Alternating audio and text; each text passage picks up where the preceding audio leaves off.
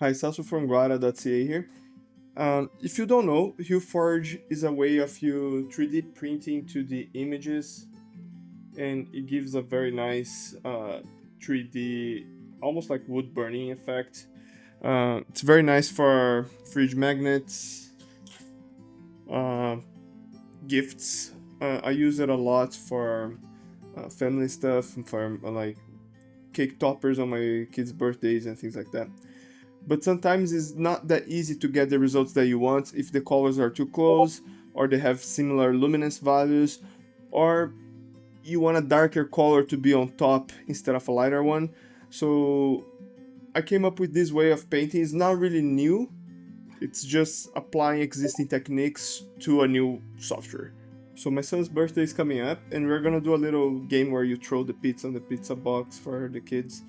Um, Anyways, so I need to print pizza slice. So this is HueForge, and by just bringing the image in, I already cut the background off, and this is just some random image out of the internet. Um, so I tried to use this at first just to save time, but HueForge doesn't really work like that, right? So you can already tell it does look nice, and uh, first things first, my size here is way too big, so for me to better see the size that I want, I think let's do 100 probably. So 10 centimeters. Now it's a little bit more realistic with the depressions and everything. Anyways, so the way that HueForge works, it's assigning one. I have set to 4 filaments because my printer prints with 4 filaments. Uh, I use the Bamboo Labs P1S. So if I have black as a base, you can see that it's already struggling with the grays, right? Like, but I do want to have yellow. My orange doesn't really fit, so I'm gonna do yellow for the cheese, a brown for the crust, red for the pepperoni, and black for the outline. So black's already there. So let's just replace the colors here. So brown would be the second darkest color, red, and the cheese would be this light yellow. So out of the box it doesn't work. We gotta adjust some values. The way I like to do is I push the mid values all the way down, so I get only two filaments here, and I push the black or whatever the darkest color is up until I get all of the layers with it, all of the layers that need it with it, and then I do one by one like this. So brown would be next, and that's nice. So seems like it's working. Let's do the reds after. So here's where we start getting into like a not so great area, right? Because the reds, let's just change here from color display to luminous display. So the red here is darker than the yellow, so therefore it's gonna be lower on the displacements than the yellow. I could live with that. This is just for a little game. Ideally the pepperoni would be above, would be raised higher than the cheese, right? But who cares, right? Like, it's just for a little kids game. I could live with that. But then the problem is they are so close in value, the crust and the grays for the pepperoni here, that if I bring the red for the pepperoni up, it starts affecting the entire crust, not just the crust and the pepperoni, not just the pepperoni. And it's even starting to give me a layer there on the yellow. I could play with the brightness here. They have some options. Let's see. Oh, this is not too bad actually. So let's start over with this different setting here. But now you see I gotta push the black way up there to get all the lines on the black. Maybe I should darken this image more, but you see what I mean, right? It's not Uh, let me see if there is a more contrast way of doing.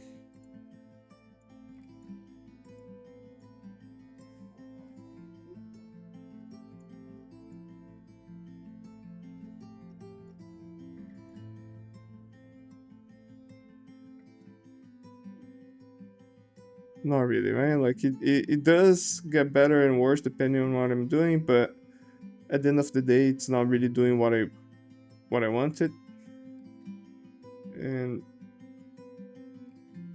I can play this all day and trying to get it and get close enough, but not quite, right? Like the uh,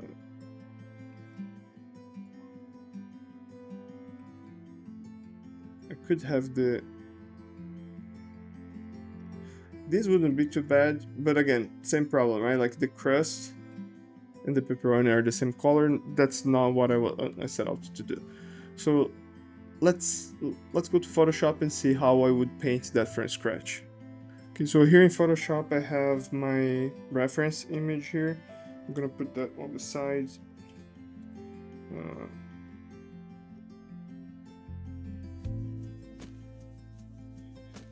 I'm gonna turn on. I'm gonna leave without background actually.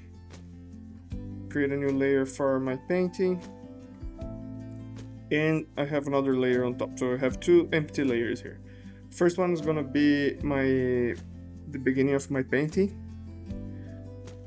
and before I start that, let's go to the second layer, and this needs to be on the one on top, and I'm gonna get a few values down on the canvas so it's a little bit faster for me to color pick.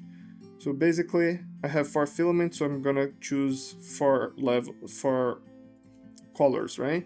4 levels of gray, to be honest. So let's do black for black and white for the lightest.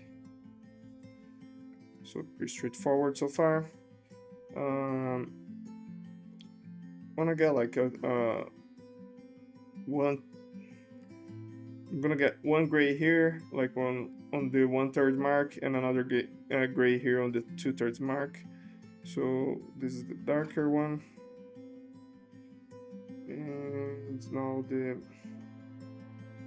lighter one. So I got 4 levels of gray for 4 filaments, and I could do more if I want to manually replace the filaments, or I could do less if I'm using less. So as many filaments as you intend to use here.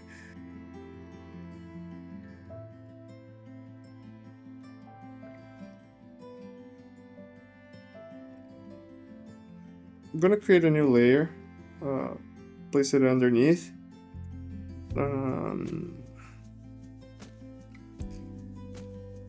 And with my bucket here, I will block the colors. All layers selected here. So I'm gonna color pick from the grays, not from here. So here we go. My crust. So my crust is gonna be the darkest color here. My cheese is gonna be the second darkest, and the pepperonis are actually gonna be white, because like I mentioned before, I wanted the pepperonis to be above everything else, right? So by having them as white, that automatically is gonna happen. Just if you think of this painting as displacement instead of thinking of it as color values, that's gonna make more sense. If you're not used to displacements, that wants too much for now, but basically whatever is lightest is gonna be raised more, whatever is darker is gonna be sunk in more. So okay, I don't need this right now. Let's create a new layer here. Sorry, not a new layer, an adjustment layer. Gradient map. Okay, so we have a gradient map applied. Doesn't look very good yet, and we need to modify the colors here. So far we have a gradient, opposite gradient here from black to white. So let's just switch this.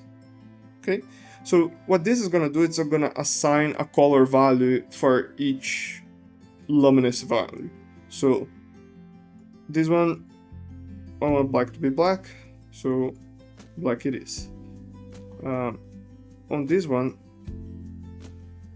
so second darkest is gonna be the crust, right? So I want a brown. It doesn't really need to match my filaments, just close enough so I know what I'm doing, right?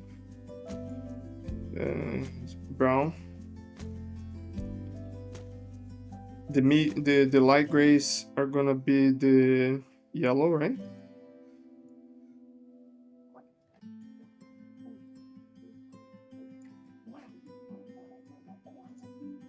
And the white is gonna be red. There we go. So a very ugly pepperoni pizza here. Now I can start playing with it, adding highlights and painting this a little bit more by using those values. So let me create another layer underneath here, and let's say I want to use some of the brown as shadows for the pepperoni here, right? So I can just go ahead and color pick. So I color picked from the grays here, but because I have the gradient map, it's coming up as brown, right?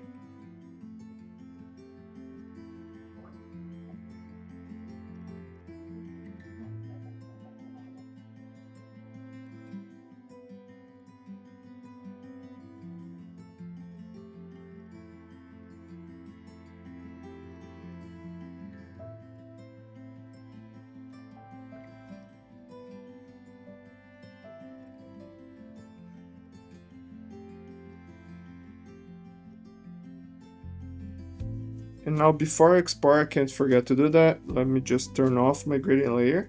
And this gradient layers was just for me to, the gradient map was just for me to see the final result without having to guess, right? But this is actually the image that I want. I don't need the little color blocks that I had there. There we go. And I'm gonna crop this document a little bit. Okay, my default values didn't work because I had some shenanigans going on there, but let's do the same process as I did before. Everything to 0. Lift the black until I got a solid black outline. And now lift the brown till I get the crust.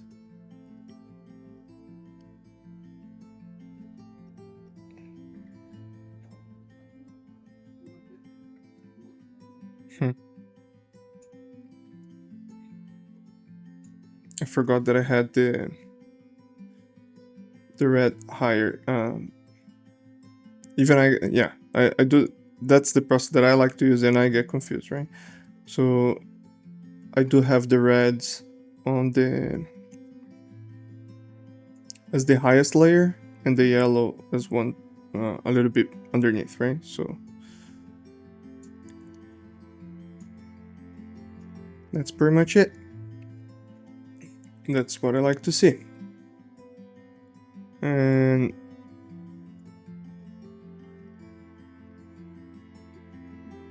I think I need to adjust, maybe, just gonna adjust the brown to I'm happy. I think this is good. Let me print this and we can check. So with this done, all I need to do is export. So let me file, export STL, save project to, and the last thing I need is the describe. So this is gonna give me where to change the filament.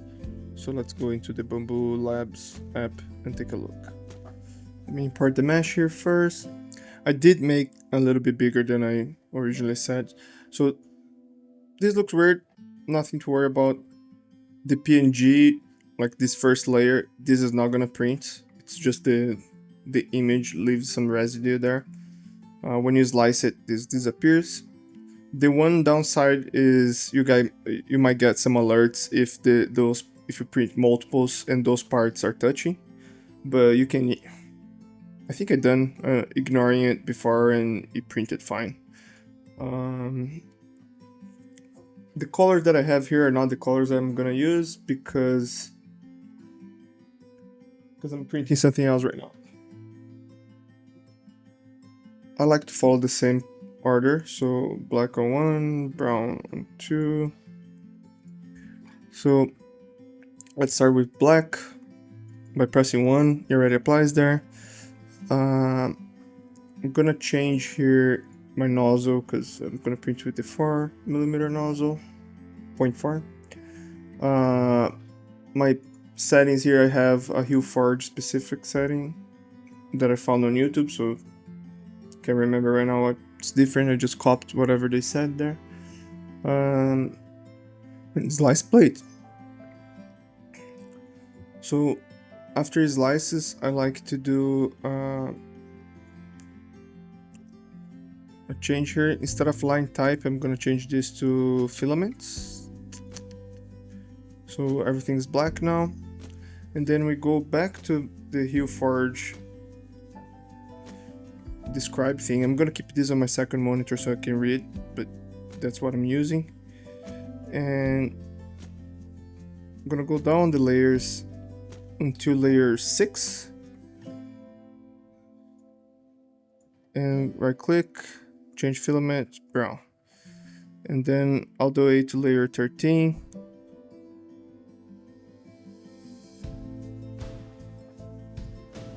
Right click, change filament, yellow.